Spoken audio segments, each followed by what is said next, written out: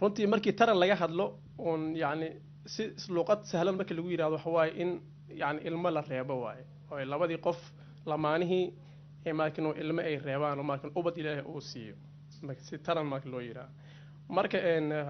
si guud haddii loo sheego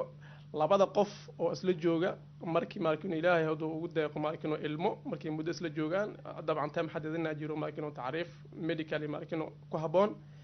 hadduu ilaahay ilmo siiyo markin tarankooda waa caadi waaye markii laakiin ilmo ay gafaan ayaa markaas waxaa imaanaysa markin taran la-aan ama markin dhibaato caafimaad inay jirto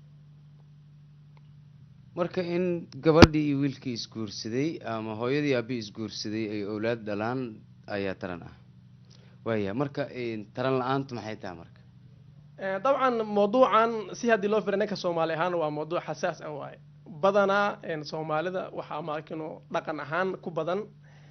in markii la yidhaahdo markin taran ama ubad in dumarka loo saarayo oo wixii qalad ka yimaadana markin ay dumarka qaataan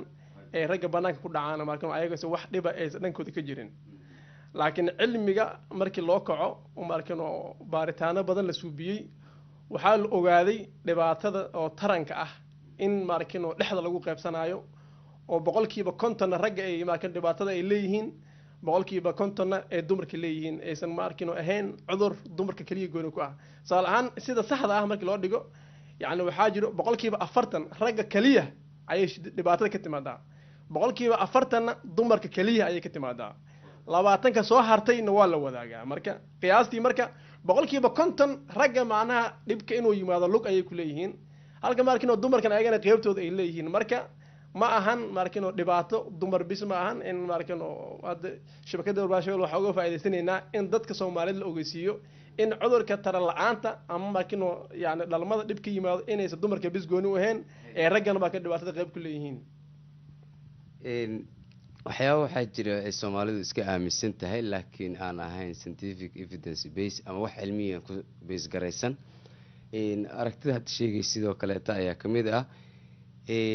waxaa dhacda mararka qaar in uu gabar ama wiil ay isguursadaan markii la isguursadana haddii awlaad la kala waayo in ciladu ay tahay sidaas sheegtay gabadha un bes maxay tahay laakiin aragtida ka dambayso dadku inay saas iska dhaadhiciyaan waxa ka dambeeya maxay tahay dabcan markin yani su'aashaas waa su'aal markin qaybteeda ka baxsan oo markin qaab kala u dhigan laakiinse markii loo kaco yani taranka dhib ka yimid salahan waxaa la rabaa muddo jirto salahan labada qof lamaanaha waa inay isla joogaan muddo ku siman sanad yani muddo ku siman sanad waa inay isla joogaan ee galmadiina markin joogto ay tahay ay markin wax dhib oo na jirin kadib markaas sanad kadib markii ay isla joogaan lamaanihi haddii wax ubad imaan waayo markaas ayaa loo qaadanaya inay cilad jirto dabcan ciladan markin labada dhinac saan soo sheegnay labada dhinacba waa ka imaan kartaa laakiin markin markii loo fiiriyo in Soomaalida ay ama yani ka soo qaadan kala waxaa jiro xogaa degdeg ah jiro waxa laga yaabaa wiilkii inuu markin family markin dadka qoyskii ay culays saarayaan waxa dhaqan anaga ugu badan in qofkii markin markuu guur galo bilaha ugu horeysa bil leeyahay markin oo khayr sheeg wax ma jiraan yani isbedel ma jiraa in la leeyahay marka waxa la rabaa in waqti la siiyo oday ugu yaraan markin sanad in la siiyo la rabaa dhibkana markin hadduu dhib yimaado ilaahay dhib keene waa la wadaagaa wax gabdhaha gooni ah ma ahan dadkan inay saas ogaadaan ama markin rajayna duuleeyay waaya mawduucan taas u gudagaleynaa doctor waxna su'aalo waxay noqon doonaan kuwo dadka bal aragtiyaha ay qabaan aan ku darasayno oo wax ka dhahayno iyo kuwo cilmi ahaan ku qoseeya maxay tahay waxyaabaha sababay waxay kala yihiin laba sababood dabcan ay leeyihiin waxna waa xanuuno iyo cudurro iyo qofkan waxyaabo ka dhiman waxna wax ilaahayba uusan u qorin qofkan inuu helo marka adiga hadda maanta kuma weydiinayno xagga alle midda ka qoran kuma weydiinayno laakiin midda caafimaad ku weydiinayna aad u maasan tahay markii cilmiyan loo kaco dabcan saas sheegtay markin ubad ilaaha bixiyo markin daawo iyo daawo la'aan midna kuma yimaado markin quraankan markin waa ku cadahay ubad ilaaha bixiyo ilaahay markin ubad rag uu siiya ilmo wiilal uu siiya dabcan markin gabdho uu siiya qaarna waa isku daraa qaarna wuxuu ka dhigaa markin ilmo la'aan uu ka dhigaa xigmad asaga markin uu og yahay ayuu naas u sameeyaa markii loo kaco maarkin oo caafimaadka maxaa keena dhalmo la-aan maxaa keeno inuu qofkii yani siiba anaga maarkin mawduucin waxaan ka hadlaynaa ragga kan ku timaado ma yani maxaa u sababa yani sababo badan ay leedahay waxaa lagu soo koobi karaa laba qaab mid waa maarkin oo dhib ka jira warshadii soo saari lahayd maarkin oo shahwada soo saari lahayd ayaa dhib ka jira midna waxa waaye waxaa dhib ka jira marinkii ay shahwada mari lahayd tubadii qaadi lahayd ayaa dhib ka jira yani guud ahaan maxaan ku idhahdaa intaasaa loo qeybiyaa laakiinse markii loo fiiriyo kasoo qaado kale warshada dhibka maarkin oo soo saaraysa dabcan warshada waxaan ka wadnaa maarkin oo shahwada waxaa ka mas-uul inay soo saarto xaniyaha dhanka ragga marka laga hadlaayo marka dhibaatooyin maarkin oo kala duwan oo maarkin oo wajiyo badan leh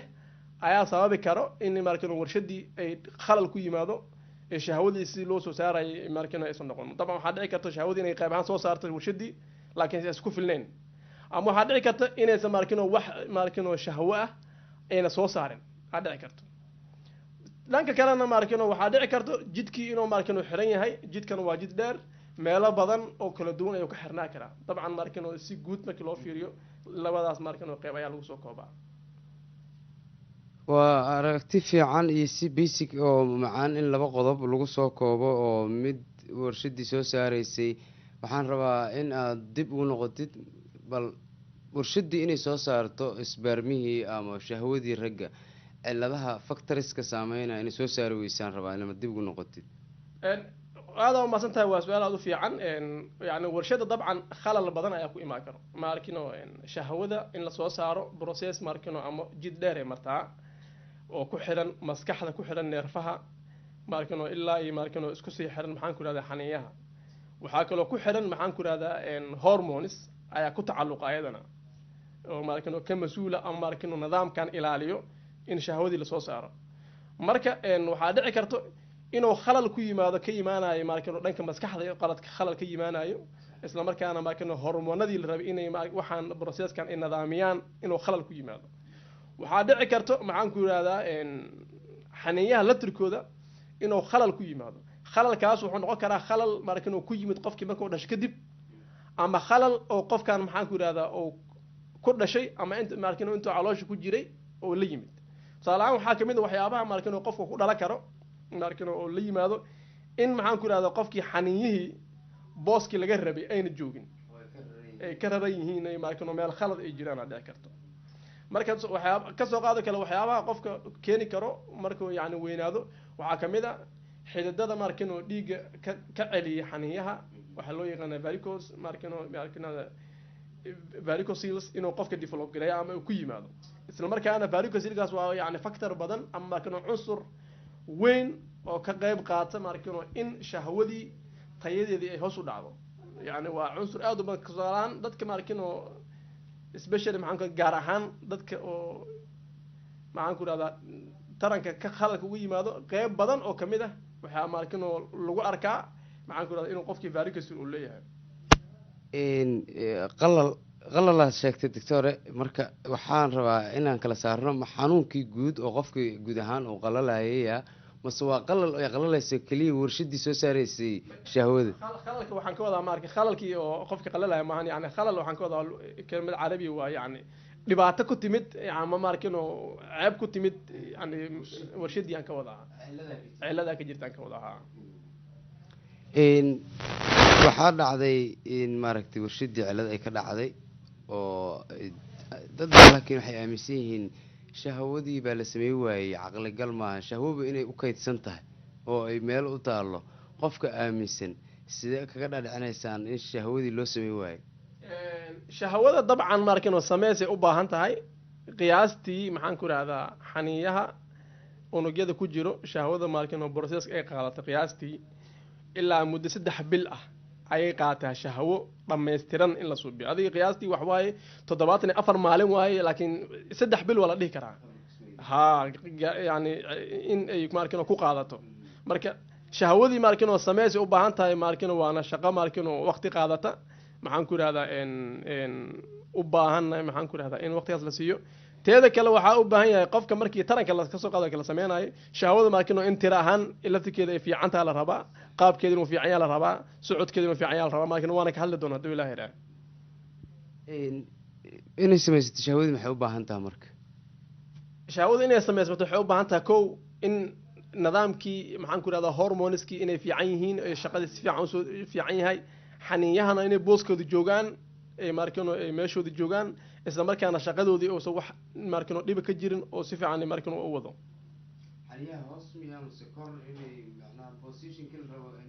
xaniiyaha dabcan saan soo sheegnay waxaa dhici karta cunuga in ku dhasho qofkii xaniiyaha markino xuubkan yaroo banaanka yaalo oo maxaan ku idhahdaa ma ahan xaniiyaha waxaan ka wadnaa maxaan ku idhahdaa ukunta yarta oo ku dhex jirta ukuntaasaa marka ka mas-uulah in markino ay shahwadii samaysmato marka ukunta waxaa dhici karta inuu cunuga ku dhasho inay maxaan ku idhahdaa meeshaan xuubkan banaanka yaalo inayna ku jirin ay markino kor jirto dabcan markii cunuga uu caloosha ku jiro samaysmaayo cilmiyan xaniiyaha markino koray joogaan caloosha koray joogaan markii yani u dhasho waa soo degayaan marka waxay soo galaan meeshaas marka qaar waxaa dhici karta in soo degitaankii ama waxa loo yaqaano descendingkii in uu arrest ku yimaado ama uu meel cidlaa istaago isla markaasna hadduu meel qalada ku jiro in sameyskii uuna markino shahwadii uuna sidii la raba noqonin bal waxaa dhici karta inuu cudurro kale markino u nuglaado inuu keeno waya waxaan sheegnay in shahwadii ragga taran la-aanta raggaan ka hadlaynaa daawadayaashu inay waxaan jeclahay nala fahamsan yihiin la socdaan waxaan sheegnay marka inta dhibaatada keeni karta taran la-aanta laba nooc inay tahay shahwadii samaysmi weysana waxaa keeni kara inay laba nooc tahay ayaan sheegnay steebka xiga maxay tahay marka dabcan sida loo wajahayo waxa waaye labada qof markii muddo sanad ah ay wada joogaan lamaanahan ka wadaa kabacdi ayay markino ay tala dhakhtar soo raadsadaan isla markaasna markino ay yiraahdaan markino ay cabashadooda soo gudbistaan marka waxaa loo wajahaa qofka marka hore waa la warsanaa yani waxa waaye jaranjaro ayaa la marayaa qofka marka hore waa la warsanaa dabcan qofka ragga ayaa markino qofkii markino dhaqaatiirta markino taqasuskii kale haysto ama aniga kale dhaqaatiirta taqasuskii haysto magaalada jooga ayay u tagaan ay kala xiriiraan dhibkooda dumarkana dabcan waxaa la rabaa in ayagana qaybtooda kale yani ma ku radaa dhakhtarka oo haweenka markino inay u tagaan ayagana si gooniyo markino loo baaro raggana marka si gooni loo baaro marka tan ragga marka hore waxaa lagu bilaaba maxaan ku radaa in la warsado waxa loo yaqaan history laga qaado oo la warsado ha tusaale ahaan la weydiiyo qofka maxaan ku radaa inta sanay waxaas ahay maxaan ku radaa in la weydiiyo galmadiisa markino say tahay in markino la weydiiyo maxaan ku radaa in hore oo usoo guursaday markino hadda ka hor inuu ilmo hadda ka hor leeyahay in kale inuu markino ilmo hore u dhahay ama ilmo banaanka jooga ilmo soo halaaba ahaadaan yani su-aalo markino intaas ku saabsanaa la weydiiyaa kabacdina waxaa loo gudbaa qaybta ku xigto oo maxaan ku rahdaa loo yaqaano in qofkii physical exam waxaa loo yaqaano ama ba yani fisito soomaalida u taqaano loo sameeyo isla markaana yani jirkiisa guud ahaan qiimeyn guud lagu sameeyo gaar ahaanna markino xubinta taranka markino si guud loo markino loo baaro ayadoo laga fiirinayo maxaan ku rahdaa xaniiyihii intay leegyihiin kasoo qaado kale xajmigooda maxaan ku rahdaa inay meeshii loogu ragalay ay ku jiraan maxaan ku rahdaa xubinta taranka oo kale kasoo qaado kale ibta inay meeshii saxda ku taalo inaysan ku oolin maxaan ku rahdaa in xarunta taranka wax qalooca ziyaado ah inay leedahay in kale yani si markino general markino si guud in maxaan ku rahdaa loo fiiriyo marmarka qaarna waxaa laga dhici karta xataa in xaniyi maxaan ku rahdaa la cabiro oo markino sizekoodii saxda ahay markino lagu fiiriyo laakiin marka qaar markino badana looma baahdo yani in la fiiriyo waxaa kaloo muhiima in markino la fiiriyo ayadana cudurka datan kasoo hadaloo kale varicocele ma jira mas ma jiro xaniiyaha waxaa marka qaar dhici kara in uu ku samaysan yahay xididadii dhiigga celinayay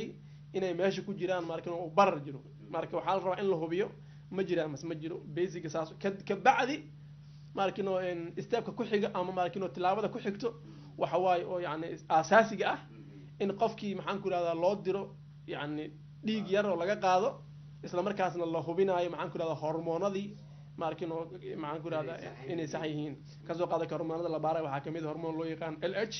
waxaa mid kale loo yaqaan maxaan ku rahdaa FSH iyo maxaan ku rahdaa mid kale oo asagan aad u muhiima oo loo yaqaan testosterone marka testosterone waa caan waxa waaye maxaan ku rahdaa waa hormoonka oo ragga lagu yahay markino ragnimada markina cadeynaya waa marka in hormoonadaas la baaro haweenkana waa laga baaraa ragga laftirkoodana waa cunsur muhiim ah waaye maxaan ku rahdaa muhiim waaye kabacdi waxaa ayadana muhiim ah in shahwadii la baaro shahwadii in la baaro isla markaana shahwadu waxaa muhiim ah in maxaan ku ihahdaa ugu yaraan maakino 2 mar la baaro maxaa yeelay shahwada markii yani baaritaanka waarkin waa kala duwanaataa waxaa laga yaabaa baaritaan koowaad iyo baaritaanka labaad inuu kala duwan yahay dhici kartaa marka waxaa muhiim in la baaro waxaa kaloo cunsur muhiim ah shahwada markii la baaraayo in qofkii yani in muddo ku siman 2 maalin ilaa 3 maalin inuusan maarkin wax galma oo nusub inuu galnimada ka istaago isla markaas la baaro inta shahwada markii la baaraayo waxaa la rabaa qofki inuu maalin iyo 2 maalin ilaa 3 maalin oo galma ka joogsado markaas kabacdi uu shahwadi geeyo maxaan ku ihahdaa meeshii lagu baari lahay kabacdi haddana mar labaad loo baahan yahay waxaa la rabaa in usbuuc ugu yaraan laakiin oo u dhexeeyo kabacdi markii labaad la fiiriyo kabacdi marka shahwadii la baaray hormoonadii la baaray maxaan ku ihahdaa wareysigii laga qaaday iyo markiin fiisidii la suubiyey markii laisku soo jamciyo laisku soo daro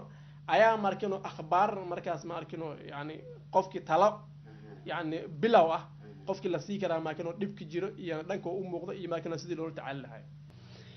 mahad ka gaarto toddobaadkan barnaamijka waxaa marti iigu ah doctor Subayr Axmed Barre oo ka howlgala isbitaalka lagu magacaabo Cosoble Speciality Hospital sidoo kale dhakhtarka waxa uu darajada koowaad ee jaamacadda uu ku diyaariyay wadanka Jaynaha kuliyadda MBBS ama Bachelor of Medicine and Surgery oo ka diyaariyay sidoo kaleeto waxuu takhasuskiisa ku sameeyay dhakhtarka oo master degree isla wadanka China ayuu ku sameeyay urology ayuu dhakhtarku ku takhasusay waa dabcan haddii aan si kale u dhahno cudurrada ku dhaca kaadi mareenka iyo taranka ragga ayuu dhakhtarku ka diyaariyay takhasuskiisii magaalada Muqdisho isbitaalka Cosoble ayuuna hadda ku shaqeeyaa oo dabcan muddana uu ku shaqeynayay mawduucaas ayaan maanta wax badan ka ogaan doonaa haddii eeba uu raalli ka noqdo